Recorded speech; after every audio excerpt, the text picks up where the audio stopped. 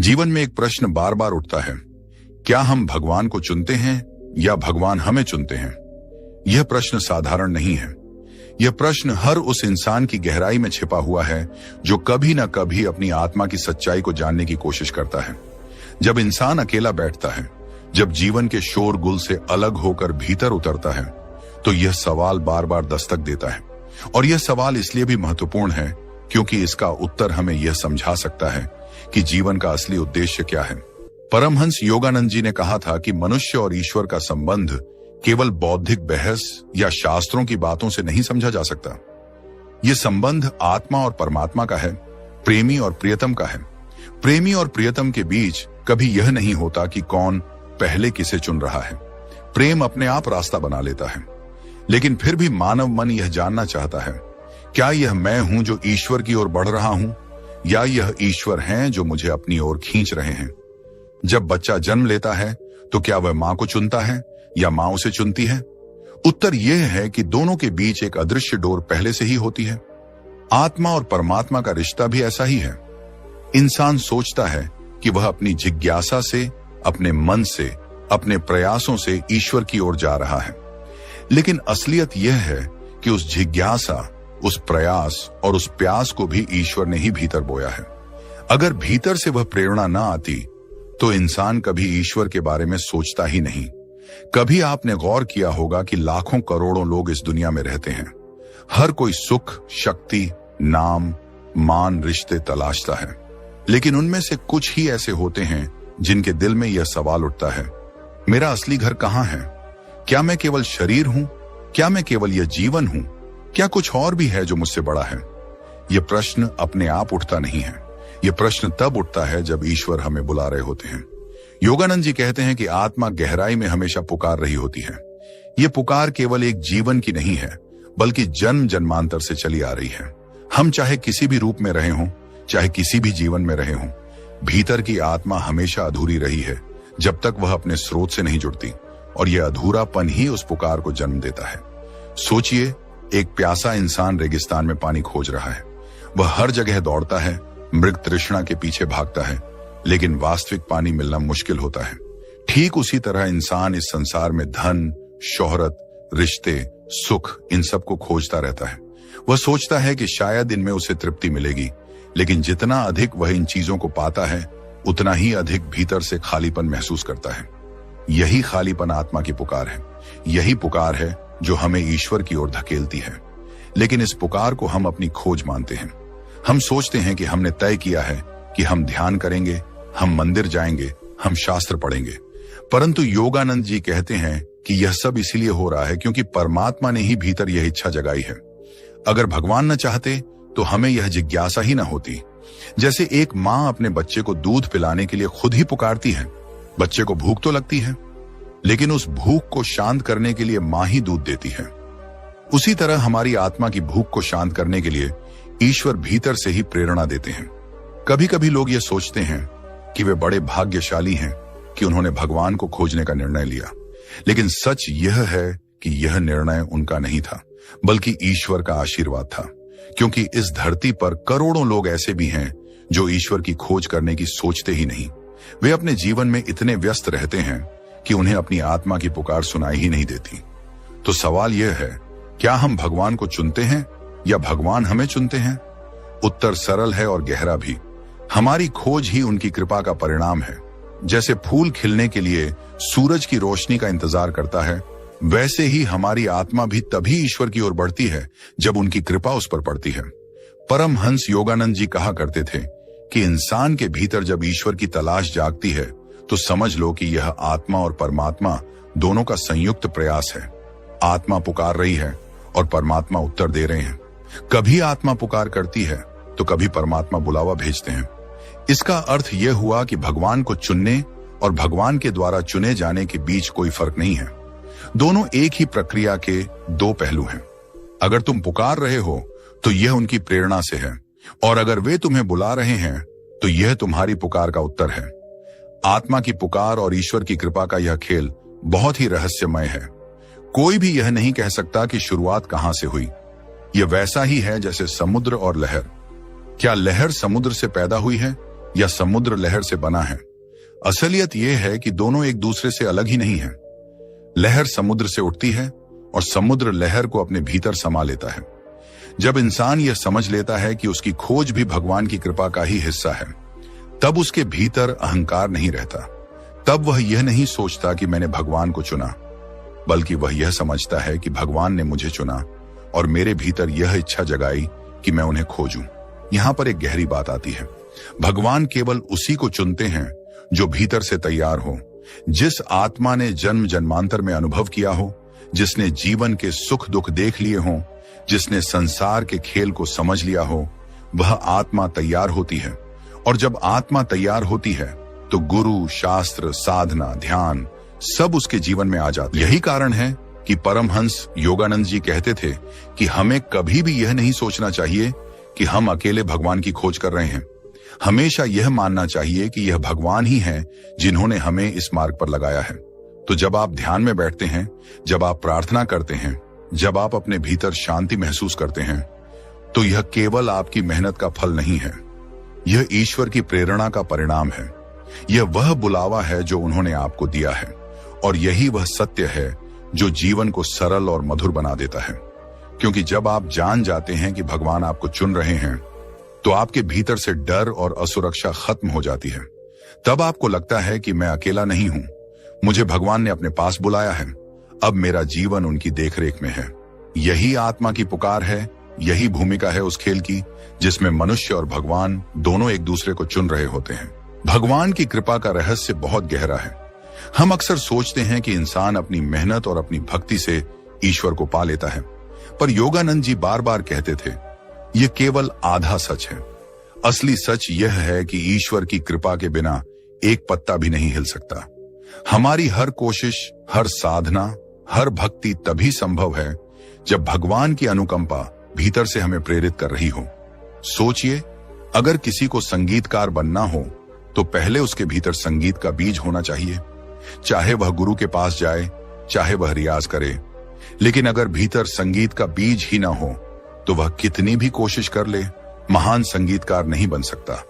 उसी तरह ईश्वर की खोज भी केवल उन्हीं आत्माओं में जगती है जिनके भीतर भगवान पहले से ही वह बीज बो चुके होते हैं। परमहंस योगानंद जी कहा करते थे कि ईश्वर की कृपा ही वह हवा है जो हमारी नौका को आगे बढ़ाती है। अगर हवा ही न चले तो नाव चाहे कितनी भी सुंदर और मजबूत क्यों ना हो, वह तट तक नहीं पहुंच सकती। हमारी साधना वह नाव है और ईश्वर की कृपा वह हवा। लेकिन यह कृपा भी हर समय हर जगह समान रूप से नहीं बहती। यह कृपा तब बहती है जब आत्मा तैयार हो जाती है। आत्मा को तैयार करने के लिए जीवन बार बार अवसर देता है। हम सुख पाते हैं, दुख पाते हैं, हारते हैं, जीतते हैं, प्रेम करते हैं, बिछड़ते हैं। ये सब अनुभव हमें भीतर से परिपक्व बनाते हैं। और जब आत्मा परिपक्व हो जाती है तब भगवान कहते हैं, अब समय आ गया है, और तब उनकी कृपा आत्मा के भीतर उतरती है। यही कारण है कि कभी कभी हमें लगता है कि अचानक हमारी जिंदगी बदल गई।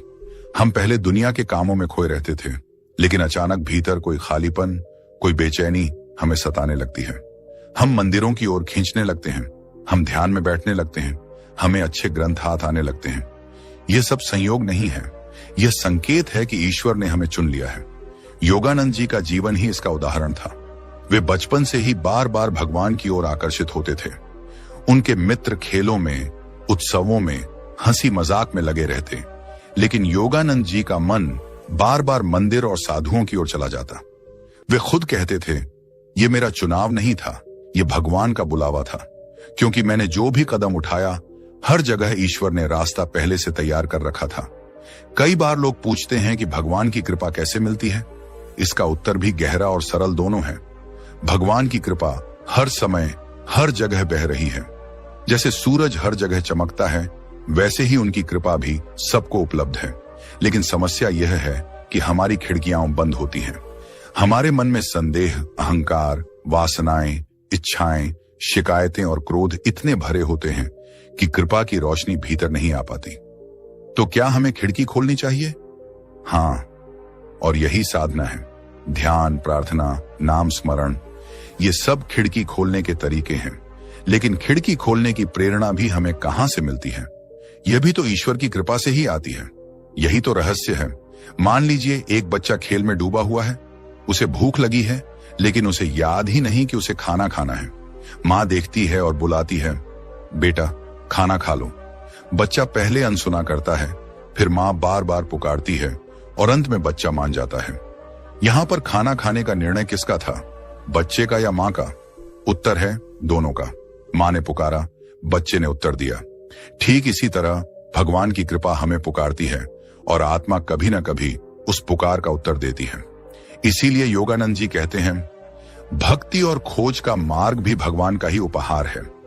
अगर तुम्हारे भीतर ईश्वर की ओर बढ़ने की चाह जगी है तो समझ लो यह तुम्हारा व्यक्तिगत निर्णय नहीं है, यह ईश्वर का आशीर्वाद है। करोड़ों आत्माओं में से भगवान ने तुम्हें चुना कि तुम्हारे भीतर यह खोज जागे। यह अहंकार छोड़ देने का सबसे बड़ा कारण है, क्योंकि जब हम समझ लेते हैं कि हमारी साधना भी हमारी मेहनत का परिणाम नहीं है बल्कि कृपा का परिणाम है, तब हम विनम्र हो जाते हैं। अब भक्ति और खोज की बात करते हैं। मनुष्य कई बार सोचता है कि वह खुद से भक्ति करता है, वह मंदिर जाता है, भजन गाता है, ध्यान करता है, उसे लगता है कि यह उसकी इच्छा है। लेकिन सच्चाई यह है कि यह इच्छा भगवान ने ही भीतर डाली है। एक कहानी आती है, एक भक्त रोज मंदिर जाता था।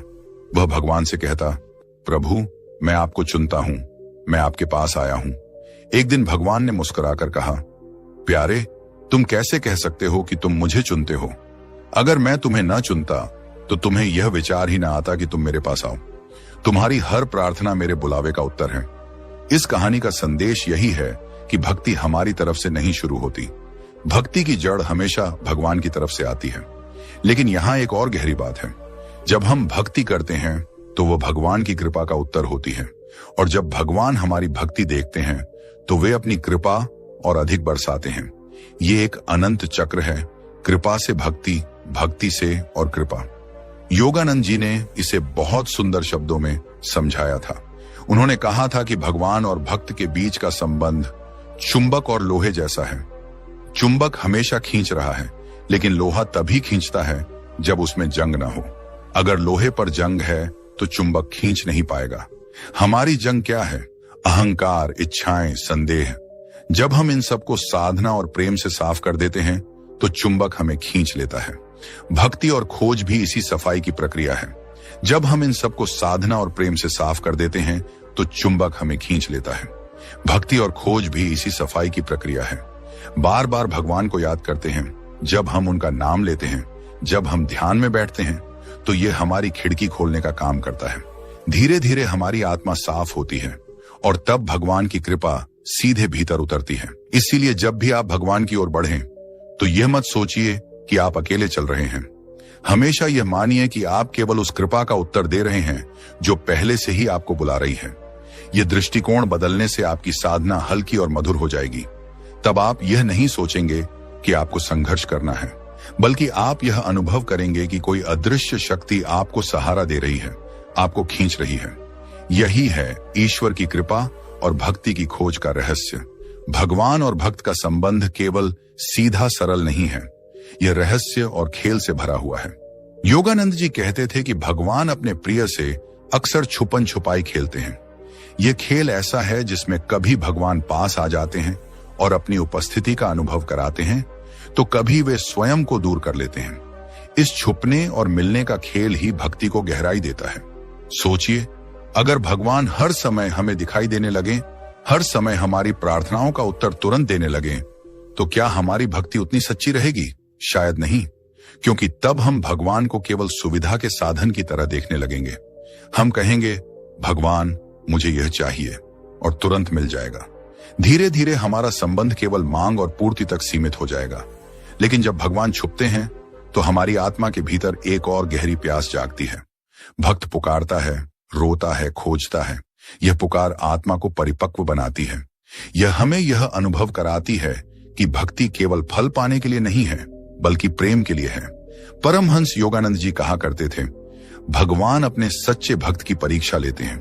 वे चाहते हैं कि यह देखा जाए कि भक्त केवल लाभ के लिए आया है या प्रेम के लिए। इसीलिए जब कभी आपको लगे कि आपकी प्रार्थनाएं सुनी नहीं जा रही, तो यह मान लीजिए कि यह भगवान का खेल है। वे छुपकर यह देख रहे हैं कि आप उनका प्रेम कितनी गहराई से करते हैं। एक साधारण कहानी है। एक भक्त रोज मंदिर जाता और भगवान से कहता, प्रभु मुझे दर्शन दीजिए। सालों बीत गए, दर्शन नहीं हुए, लेकिन भक्त हार नहीं मानता। एक दिन उसके गांव में अकाल पड़ गया। सब लोग अपने अपने कामों में व्यस्त हो गए।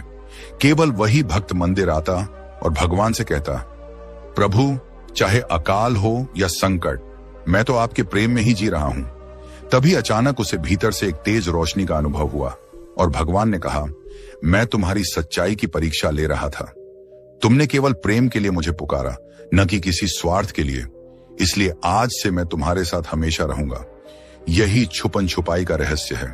भगवान कभी पास आकर अनुभव कराते हैं ताकि हमें भरोसा रहे कि वे हैं, और कभी दूर होकर हमें तलाश करने के लिए प्रेरित करते हैं ताकि हमारा प्रेम गहरा हो। अब बात करते हैं गुरु के चयन की। कई बार हम सोचते हैं कि हमने अपना गुरु चुना है। हमें लगता है कि हमने निर्णय लिया कि हम अमुक महात्मा के शिष्य बनेंगे, लेकिन सच्चाई कुछ और है। गुरु शिष्य को नहीं खोजता, बल्कि शिष्य को चुनता है। हाँ, लेकिन यह चयन भी केवल गुरु की इच्छा से नहीं होता, बल्कि स्वयं ईश्वर की योजना से होता है। योगानंद जी कहा करते थे, गुरु तभी किसी शिष्य को स्वीकार करता है जब ईश्वर स्वयं उस आत्मा को योग्य समझते हैं। इसका मतलब है कि गुरु और शिष्य का मिलन कोई साधारण संयोग नहीं है, यह जन्मों का बंधन है। कई बार हम देखते हैं कि लाखों लोग किसी महान संत को सुनते हैं, सब लोग उनके प्रवचन में जाते हैं, लेकिन उनमें से केवल कुछ ही लोग वास्तव में उनसे जीवन भर जुड़े रहते हैं। क्यों? क्योंकि गुरु और शिष्य का संबंध ईश्वर द्वारा तय होता है। जब आत्मा तैयार होती है तब गुरु आता है। कहते हैं, जब शिष्य तैयार होता है तब गुरु स्वयं प्रकट होता है। यह बिल्कुल सच है। आप अपने जीवन को देखिए। जब तक आप तैयार नहीं थे तब तक आपको गुरु की आवश्यकता का ख्याल ही नहीं आया, लेकिन जैसे ही आप तैयार हुए वैसे ही किताब, प्रवचन या कोई संत आपके जीवन में आ गए। यह सब ईश्वर की योजना थी। गुरु का काम केवल शिक्षा देना नहीं है। गुरु वह माध्यम है जिसके द्वारा ईश्वर अपनी कृपा शिष्य तक पहुंचाते हैं। गुरु केवल ज्ञान नहीं देते, बल्कि अपनी आत्मा की शक्ति से शिष्य को ऊपर उठाते हैं। योगानंद जी ने कहा था, गुरु ही असली चुंबक है, शिष्य केवल लोहे की तरह है। लेकिन अगर लोहा जंग से ढक गया हो तो चुंबक उसे खींच नहीं पाएगा। गुरु शिष्य के भीतर से वह जंग हटाता है और उसे ईश्वर की ओर खींच लेता है। इसीलिए यह मत सोचिए कि आपने गुरु को चुना। असलियत यह है कि गुरु ने आपको चुना, और गुरु तभी चुनता है जब ईश्वर स्वयं उस आत्मा को पुकारता है। यहां पर एक और गहरी बात समझिए। गुरु और शिष्य का संबंध केवल इस जीवन का नहीं होता, यह कई जन्मों से चलता आ रहा होता है। कई बार ऐसा होता है कि शिष्य पिछले जन्म में अधूरी साधना छोड़ देता है। अगले जन्म में वही गुरु फिर से प्रकट होते हैं ताकि शिष्य अपनी साधना पूरी कर सके। इसलिए जब आपको लगता है कि आपने किसी महात्मा को खोज लिया, तो यह मान लीजिए कि यह खोज पहले से तय थी। यह केवल ईश्वर का मार्गदर्शन है। भगवान का छुपन छुपाई का खेल और गुरु का चयन, ये दोनों बातें हमें यह समझाती हैं कि ईश्वर की योजना कितनी गहरी और रहस्यमयी है। इंसान सोचता है कि वह सब कुछ अपने निर्णय से कर रहा है, लेकिन वास्तव में सब ईश्वर की कृपा और योजना से हो रहा है। तो जब कभी आपको लगे कि भगवान दूर हो गए हैं, तो निराश मत होइए। समझिए कि वे आपके प्रेम की परीक्षा ले रहे हैं। और जब कभी आपको लगे कि आपने अपना गुरु पाया है, तो गर्व मत कीजिए। समझिए कि यह ईश्वर का वरदान है। इसीलिए जब भी आप भगवान की ओर बढ़ें, तो यह मत सोचिए कि आप अकेले चल रहे हैं। हमेशा यह मानिए कि आप केवल उस कृपा का उत्तर दे रहे हैं जो पहले से ही आपको बुला रही है। यह दृष्टिकोण बदलने से आपकी साधना हल्की और मधुर हो जाएगी। तब आप यह नहीं सोचेंगे कि आपको संघर्ष करना है, बल्कि आप यह अनुभव करेंगे कि कोई अदृश्य शक्ति आपको सहारा दे रही है, आपको खींच रही है। यही है ईश्वर की कृपा और भक्ति की खोज का रहस्य। भगवान और भक्त का संबंध केवल सीधा सरल नहीं है, यह रहस्य और खेल से भरा हुआ है। योगानंद जी कहते थे कि भगवान अपने प्रिय से अक्सर छुपन छुपाई खेलते हैं। यह खेल ऐसा है जिसमें कभी भगवान पास आ जाते हैं और अपनी उपस्थिति का अनुभव कराते हैं, तो कभी वे स्वयं को दूर कर लेते हैं। इस छुपने और मिलने का खेल ही भक्ति को गहराई देता है। सोचिए, अगर भगवान हर समय हमें दिखाई देने लगे, हर समय हमारी प्रार्थनाओं का उत्तर तुरंत देने लगे, तो क्या हमारी भक्ति उतनी सच्ची रहेगी? शायद नहीं। क्योंकि तब हम भगवान को केवल सुविधा के साधन की तरह देखने लगेंगे। हम कहेंगे, भगवान